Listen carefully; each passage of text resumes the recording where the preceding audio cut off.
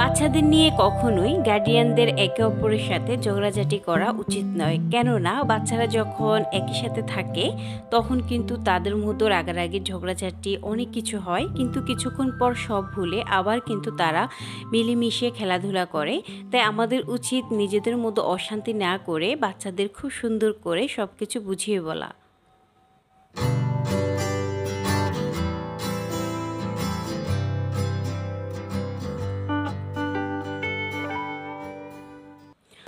আসসালামু আলাইকুম এভরিওয়ান, কাছে দূরে দেশে দেশের বাহিরে যে যেখান থেকে আমার ব্লগটি দেখছেন, কিচেন অ্যান্ড ডেলি ব্লগসের পক্ষ থেকে সবাইকে জানাই অনেক অনেক শুভেচ্ছা আর ভালোবাসা। আশা করি সবাই অনেক ভালো আছেন, আপনাদের দোয়ায় আল্লাহর রহমতে আলহামদুলিল্লাহ আমিও আমার পরিবারের সবাইকে নিয়ে ভালো আছি। আমি এমটি লিজা ঢাকা থেকে বলছি। আজকে সকালবেলায় ঘুম থেকে ওঠার পরে কিন্তু পাড়ার যেহেতু 7টা থেকে ক্লাস, তো সেই ক্ষেত্রে আমার নাস্তা তৈরি করতে একটু দেরি হয়ে গিয়েছে। তো পাড়া কিন্তু চলে গিয়েছে, এখন নাস্তাটা তৈরি করে নেব ওর জন্য, তারপর ওর টিফিনটা ওর স্কুলে পাঠিয়ে দেবো। তো এখানে আমি ওর জন্য এগ রোল তৈরি করব, তো সেই জন্য কিন্তু মা আমাকে রুটিগুলো তৈরি করে দিচ্ছেন, কারণ রুটি পরোটা এগুলো বানানো কিন্তু আমার জন্য খুব বেশি কষ্টদায়ক, কারণ আমি একদম এগুলো পছন্দ করি না। তো সেক্ষেত্রে কিন্তু বেশিরভাগ সময় মাই আমাকে বানিয়ে দেন, আর মা যখন থাকে না তখন যদি মাঝে মধ্যে আমাকে বানাতেও হয় তখন কিন্তু আমার জন্য খুব বেশি একটা কষ্টদায়ক বিষয় হয়ে যায়। তো ফাড়ার জন্য যখন আমি এগ রোল তৈরি করি কিংবা মোগলাই পরোটা, তখন কিন্তু ডিমের পরিমাণ, পেঁয়াজের পরিমাণটা এগুলো কিন্তু খুব ভেবেচিন্তে দিতে হয়, কারণ যদি খুব বেশি পরিমাণ দেওয়া হয় তাহলে ও কিন্তু আমাকে বলে যে বাজারে কি পেঁয়াজের দামটা খুব কম, কিংবা ডিমের দাম কি একবারেই কমে গেছে আম্মু। মানে কি বলবো, আর মেয়ে আমাকে যা বলে সেটা বড় যত হচ্ছে তত মনে হচ্ছে যে পাকনা হয়ে যাচ্ছে। মানে ও খুব বেশি দেওয়াটা পছন্দ করে না, তো সেই জন্য তার পরিমাণ মতো দিয়েই কিন্তু তৈরি করে তার জন্য পাঠিয়ে দিয়েছিলাম। আর বাদ বাকিটা অফ ক্যামেরায় আমি একটা পরোটা বানিয়ে জেলে দিয়ে খেয়ে নিয়েছি, আর মা একটা রুটি খেয়েছে, আর ছোটো বোনের জন্য একটা এগ রোল তৈরি করে রেখেছিলাম। তো এখানে আমি মোটামুটি ক্লিনের কাজগুলো অফ ক্যামেরায় এবং অন ক্যামেরায় মোটামুটি করে নেব। কাজ করতে আসলে আমার সবসময় খুব বেশি ভালো লাগে, কখনো কিন্তু অনীহা আসে না। তবে মাঝে মধ্যে কিন্তু শরীরটা ইচ্ছে করে যে একটু রেস্ট নেই, আজকের দিনটা কিছুটা সময়ের জন্য একটু রেস্ট করি। কিন্তু আমার বড় দুর্ভাগ্য, দিনের বেলা যদি আমি একটু ঘুমাই কিংবা আমি কিছু সময়ের জন্য হলেও শুয়ে থাকি, তাহলে কিন্তু আমার শরীর এমনি অসুস্থ হয়ে যায়, আমার গার্ড সব কিছুই ব্যথা করে। সেজন্য কিন্তু দিনের বেলা আমার ঘুম মানে খুব বেশি আসলেও আমি চেষ্টা করি ঘুম না যাওয়ার জন্যে। এটা কার কাছে বলবো, আমার এটা কি সবারই হয় না শুধু আমার ক্ষেত্রেই হয় আমি সত্যিই জানি না, তবে এটা আমার কাছে খুব বেশি কষ্টদায়ক মনে হয় যে ঘুমালেও শরীরটা অসুস্থ হয়, আবার না ঘুমালেও কিন্তু খারাপ লাগে। তো বেশিরভাগ সময় বলতে আমার দিনে ঘুম হয় না, কারণ আমি ঘুমানোর মতো সেই সুযোগটাই পাই না, ঘুমাবো কী করে। তার ফাঁকে ছোট্ট একটু অনুরোধ, যারা এতক্ষণ পর্যন্ত আমার ভিডিওটি দেখছেন প্লিজ ভিডিওতে একটি লাইক দেওয়ার জন্য আন্তরিকভাবে অনুরোধ করছি। আর একই সাথে যারা ফেসবুক পেজ থেকে আমার ভিডিওটি দেখছেন প্লিজ ভিডিওতে লাইক কমেন্ট শেয়ার করবেন, আর তার সাথে আমার পেজকে ফলো করবেন। আর যারা আমার চ্যানেলকে এখনও সাবস্ক্রাইব করেন নাই কিংবা আমার ভিডিও দেখছেন কিংবা অতীতেও দেখেছেন, প্লিজ আন্তরিকভাবে অনুরোধ করব চ্যানেলকে সাবস্ক্রাইব করে ভালোবেসে কাছে থাকার জন্য। আর যারা আমার সাধারণ দর্শক একবারেই কমেন্ট করেন না কিংবা হয়তো বা এখনও পর্যন্ত সাবস্ক্রাইব করেন না, অনুরোধ করব প্লিজ ভিডিওতে কমেন্ট করবেন কিংবা অবশ্যই কিন্তু চ্যানেলটাকে সাবস্ক্রাইব করে পাশে থাকবেন, কারণ আপনাদের ভালোবাসাতেই কিন্তু আমি এতটুকু পর্যন্ত আসতে পেরেছি। তো আমার বাকি পথটাও যেন খুব বেশি কঠিন না হয়, সেই সাহায্যটুকু আপনারা করবেন, এটুকুই প্রার্থনা।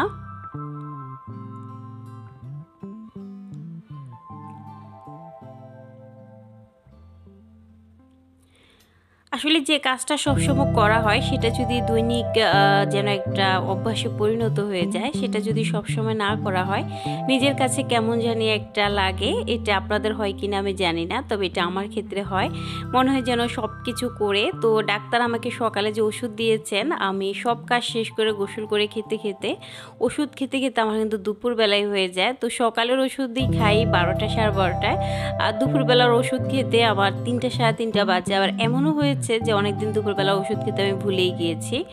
তো আসলে আমার মনে হয় যে সপ্তম আশ্চর্য অষ্টম আশ্চর্য যাই হোক, আমি মনে আরেকটা আশ্চর্য যে নিজের ভালো বোঝে না। আমি যে আসলেই কি আমি নিজেও জানি না। তো সকালবেলা হলেই মা অনেকবার বলবে ওষুধ খাওয়ার কথা, তো খাবো খাবো খাবো খাবো এটাই বলি, কিন্তু আসল কথা যে মানে ওই ভাত খেয়ে গোসল করে সব কিছু শেষ করে খেতে খেতে একবারে 12টা 12:30 বাজিয়ে দিই, এই হয় আমার অবস্থা। তো সেই জন্য বলি যে পাগলও নিজের ভালো বুঝে, কিন্তু আমার যে কি গতি আল্লাহ জানে, কেন জানি না, বুঝি না। তো আরেকটা কথা যেটা প্রথমে বলছিলাম বাচ্চাদের কথা, আসলে আমরা কমন যেটা করে থাকি, আমাদের বাচ্চারা যদি কোনো কারণে কোনো আসলে একে অপরের সাথে মনোমালিন্য করে বা যা কিছু করে, আমরা কিন্তু হুট করে একে অপরের গার্ডিয়ানরা কিন্তু রেগে যাই বা একে অপরের সাথে আসলে ঝগড়াঝাটি মন কালাকালি করি। তো সেটা না করে আমাদের উচিত আসলে নিজের বাচ্চাকে শাসন করা, নিজের বাচ্চাকে দোষ দিয়ে আসলে সেখান থেকে নিয়ে আসা। অন্যকে দোষ দেওয়ার মাঝে আসলেই কিন্তু কোনো সার্থকতা নেই। এর ফাঁকে আমি যেটা আজকে রান্না করছিলাম সেটা হচ্ছে চিকেন কোপ্তা কারি। তো এখানে আমি চিকেন যে মিট বলটা বাজারে রেডিমেড পাওয়া যায়, সেই চিকেন মিট বল দিয়েই কিন্তু আজকে আমি চিকেন কোপ্তা কারি করব। আর এটা এত মজাদার হয়, এত মজার একটা রেসিপি, সত্যি বলছি না করলে বিশ্বাসই করবেন না। আর এটা করার জন্য কিন্তু কোনো সময়ের দরকার নাই, একবার ঝটপট উপায়ে করা যায়। যে আপনাকে চিকেনটাকে আসলে হয়তো ম্যারিনেট করতে হচ্ছে না, চিকেনটাকে কিমা করতে হচ্ছে না, কিংবা ব্লেন্ড করতে হচ্ছে না, একবারে মানে মশলা মাখাতে হচ্ছে না, একবারে রেডি টু কুক ফুড, মানে একবারে রেডি খাবারটাই, রেডি করা জিনিসটাই শুধু খুব অল্প সময়ের ভেতরেই কিন্তু আপনি মানে তৈরি করে নিতে পারবেন। তো আমার পাড়া মামা যেহেতু চিকেনটা খুব বেশি পছন্দ করে, তো তার জন্যে পরে আমি ভাবলাম যে যেই চিকেন বলটা বাসায় আছে, যেহেতু সবসময় মোটামুটি প্রয়োজন থাকে, তো সেই ক্ষেত্রে ভাবলাম যে আজকে সেই চিকেন বলটা দিয়ে যদি ঝটপট আমি চিকেন কোপ্তা কারি তৈরি করতে পারি। যেমন বাসা হঠাৎ যদি কোনো মেহমান আসে, হয়তো সবসময় বাসা সব কিছু থাকবে এমন কিন্তু কোনো কথা নাই। তো এইভাবে যদি চিকেন বল আপনাদের প্রয়োজন করা বাসা থাকে, তাহলে ঝটপট কিন্তু আপনারা এই রেসিপিটা তৈরি করে নিতে পারবেন। আর এটা এত মজাদার হয়, আমি গ্যারান্টি দিয়ে বলতে পারি, একবার যে খাবেন সে কিন্তু এর স্বাদ সত্যিকার অর্থেই কিন্তু ভুলতে পারবেন না, এত মজার। তো আমি চিকেন বলগুলো ভেজে নিয়েছি, আর এখন ওই তেলের মধ্যে আমি পুরন দিয়ে দিলাম দারুচিনি, এলাচ, লং, গোলমরিচ পুরন। তো এখানে আমার একটা সমস্যা হয়, যখন কোনো কিছু ভাজতে যাই, এই ভাজার তেলটা যখন চারদিকে ছিটকায়, বিশেষ করে চুলার উপরে, তখন এত খারাপ লাগে, মানে ইচ্ছে করে না যে আমি কোনো কিছু আসলে ভাজার কাজ করি। এত কষ্ট হয় আমার, কারণ আমার চুলাটা যদি ক্লিন না থাকে আমার খুব কষ্ট হয়। কিন্তু কাঁচা চুলার ক্ষেত্রে ওই যে কিছু বিধিনিষেধ, গরম চুলা ক্লিন করা যায় না, অনেক অনেক ঝামেলা, তো আমার মনটা খুব খারাপ হয়ে যায়। তারপরেও কিন্তু আমি যখন বলগুলো ভাজছিলাম তখন এত তেল ছিটকে পড়েছিল যে কি বলবো। তারপর কিছু সময়ের জন্য আমি চুলা অফ রেখে আবার সব কিছু ক্লিন করে তারপর আবার রান্নাটা বসালাম। এখানে আমি পেঁয়াজটা একটু হালকা করেই ভেজে নিয়েছি, খুব বেশি গোল্ডেন কালারটা করে নিই। তো এখানে আমি মশলা দিয়ে দিচ্ছি, এখানে হলুদ গুঁড়ো, মরিচ গুঁড়ো, স্বাদ মতো লবণ, জিরে গুঁড়ো, ধনিয়ার গুঁড়ো, গরম মশলার গুঁড়ো, আদা বাটা, রসুন বাটা, আর দিয়েছি এখানে আমি পোস্ত বাটা, বাদাম বাটা। তো আমি সবটাই একসাথ করে তারপর দিয়ে দিলাম রান্নার সুবিধার্থে। এখানে আপনারা কতটা পরিমাণ মিট বল রান্না করবেন তার উপরে কিন্তু মশলাটা দিবেন। তো এখানে আমি এক প্যাকেটে তো 25 পিস থাকে, তো আমি 20 পিসটাই দিয়েছিলাম, আমি সম্পূর্ণটা আসলে দিই নাই। 18-20 পিস যেরকমই হবে, এর মধ্যে আবার ভাজার পর কিন্তু কিছু আবার মানে খেয়ে ফেলা হয়েছে 2-3টা। তো সেইভাবে আমি কিন্তু মশলাটা খুব ভালো করে কিন্তু কষিয়ে নিচ্ছি। আসলে যে কোনো মশলা কষানোর উপরেই কিন্তু ওই রান্নাটার টেস্ট নির্ভর করে। আর যেহেতু চিকেন মিট বল, তো সেই ক্ষেত্রে মশলাটা খুব ভালো করে কষাতে হবে, কারণ এখানে মিট বলটা দিয়ে যে ঘন্টার পর ঘন্টা রান্না করব ব্যাপারটা তেমনও না। সেই ক্ষেত্রে মশলাটা যদি খুব ভালো করে কষিয়ে নেওয়া যায়, তাহলে কিন্তু মিট বল দেওয়ার পর রান্না করতে আর বেশি একটা সময় লাগবে না।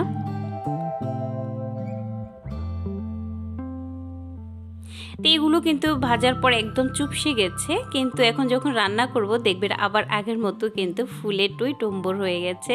মানে দেখতে মনে হবে যেন ছোট ছোট ডিম এরকম, মানে আর খেতে কিন্তু অসাধারণ টেস্ট। চিকেন কোপ্তা কারি, তারপর এর মাঝে কিন্তু পিস কোপ্তা কারি, এগুলো কিন্তু অনেক মজার খেতে। আবার ইচ্ছে করলে কিন্তু এখানে কিন্তু আপনারা ক্যাপসিকামটা কিন্তু অ্যাড করতে পারবেন, 3 রকমের ক্যাপসিকাম, সেটাও কিন্তু অ্যাড করা যাবে। আর এখানে আমি সস দিয়ে দিচ্ছি সুবিধার্থে যেহেতু আরেকটু টেস্ট বেড়ে যায়। আর এখানে ছেলে কিন্তু সয়া সসটাও ব্যবহার করতে পারেন, যে আমার হাতের কাছে কিন্তু সয়া সসটা ছিল না, শেষ হয়ে গিয়েছিল, তো সেক্ষেত্রে আমি আর দিলাম না। তবে ওগুলা দিলে কিন্তু আরও বেশি মজা লাগবে, আর সাথে চাইলে কিন্তু অবশ্যই ক্যাপসিকামটাও দেওয়া যায়, তাহলে কিন্তু টেস্টটা অনেক বেশি ভালো আসবে।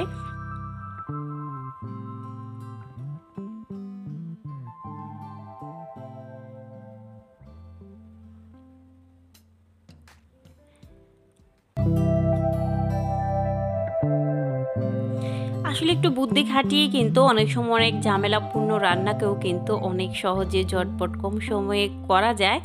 আসলে খুব বেশি সময় নিয়ে অনেক কিছু করতে গেলে আমাদের ইচ্ছে করে না যে আমরা করব তারপর সেটা খাবো, অত সময় আসলে হাতে থাকে না। সেই ক্ষেত্রে যদি এইভাবে যদি বুদ্ধি খাটিয়ে কিছু কিছু জিনিস করে নেওয়া যায়।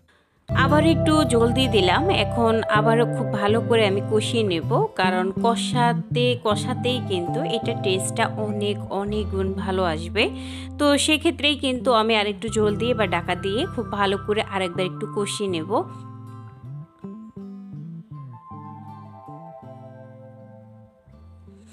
দেখতেই পাচ্ছেন কিন্তু চিকেন বলগুলো কিন্তু আর চুপসে নাই, এগুলা কিন্তু আস্তে আস্তে কিন্তু ফুলতে শুরু করেছে। আর এখন আমি শেষবারের মতো ঝোলটা দিয়ে দিলাম, আর এখন আমি ঢাকা দিয়ে নেব মোটামুটি ঝোলটা মাখা মাখা হয়ে আসা পর্যন্ত, তাহলেই কিন্তু রান্নাটা হয়ে যাবে। আর এত ঝটপট এই রান্না কি বলবো, আর একবার না করলে অবশ্য বিশ্বাসই করতে পারবেন না, যেমন ঝটপট তেমনই মজা।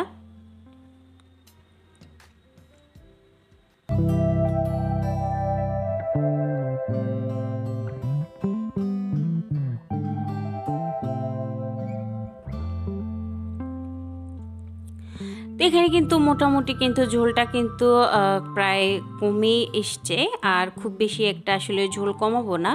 তো মোটামুটি কিন্তু হয়ে গিয়েছে, আর আমি এখন দমে বসিয়ে রাখবো 2 মিনিটের মতো। তো এখানে কিন্তু আমার চিকেন বল অর্থাৎ চিকেন যে কোপ্তা কারি সেটা কিন্তু রান্না একেবারে হয়ে গিয়েছে, আর খেতেও কিন্তু খুব মজা ছিল।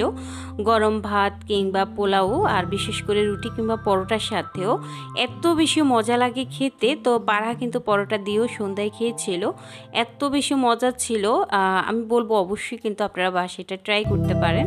ভীষণ ভীষণ মজাদার রেসিপি, আমার যেমন ভালো লেগেছে আমার মনে হয় আপনাদেরও কিন্তু খুব বেশি ভালো লাগবে খেতে।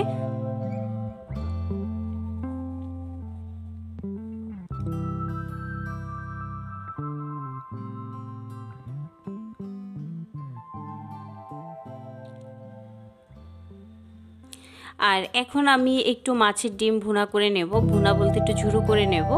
আসলে মাছের ডিমটা আমারও কিন্তু খেতে ভালো লাগে, কার কার ভালো লাগে জানি না, তবে মাছের ডিমের ভর্তা এগুলো কিন্তু খেতে সবসময়ের জন্যই কিন্তু ভালো লাগে। তবে বাসায় যদি সবাই একই খাবার খায় তাহলে মনে হয় খুব বেশি একটা আসলে ঝামেলা হয় না, ঝামেলা পোহাতে হয় না গৃহিণীদের। কিন্তু বাসায় যদি এক একজন এক এক রকম খায় তাহলে সেখানেই কিন্তু খুব বেশি একটা কষ্ট হয়। যেমন আমাদের বাসায় আমরা সবাই কিন্তু একই রকম খাই না খাবার, বাচ্চা বিশেষ করে আমার মেয়েটাই বেশি বাচ্ছে। তো সেই ক্ষেত্রে দেখা গেছে মানে এই একটা জ্বালায় একটা কষ্ট ভোগ করতে হয়। তো এখানে মাছের ডিমে ঝুড়ো করব, আর ওখানে তো কোপ্তা করেছি, আর তার সাথে আমি একটু কাঁঠাল বের করে আসলে গরম করে নেব। আমি তো অনেকটা কাঁঠাল ফ্রিজে রেখেছিলাম, আপনারা অবশ্যই দেখেছিলেন।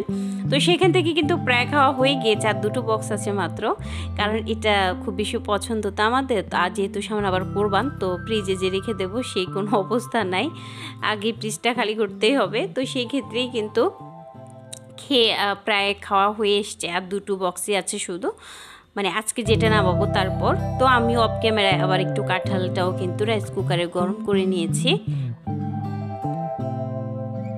মাছের এই ডিমের ঝুড়োটা কিন্তু খেতে এত বেশি মজাদার হয়, আমার কিন্তু গরম ভাতের সাথে অনেক অনেক বেশি ভালো লাগে এই ডিমটা খেতে। তবে ডিমের মধ্যে যদি লেবুর রসটা দিয়ে দেওয়া যায় তাহলে কিন্তু মাছের ডিমে যে একটা আষ্টানি গন্ধ থাকে সেটা কিন্তু আর থাকে না, অনায়াসেই কিন্তু চোখ বন্ধ করে কিন্তু গরম ভাতের সাথে লোকমা দিয়ে কিন্তু খেয়ে ফেলা যাবে।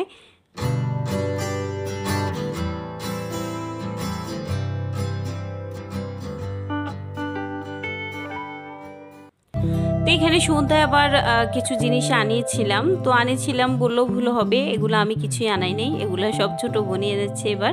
তো এখানে ও যে বট এনেছিল, গরুর কলেজ এনেছিল খাওয়ার জন্যে, আবার বিস্কুট, তারপর চকলেট এনেছে মেয়ের জন্য, একটা ব্রেড এনেছে, আর এটা অরেঞ্জ জেলি এনেছে মেয়ের জন্যে।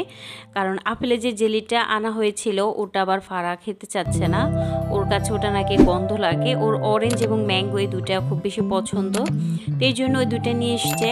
আর এগুলা আসলে আমারও কিন্তু অরেঞ্জ জেলিটা খেতে ভালো লাগে, ম্যাঙ্গোটাও কিন্তু খেতে ভালো লাগে, তবে আপেলেরটা যে খুব বেশি খারাপ লাগে তা নয়, তবে ওর কাছে ভালো লাগে না।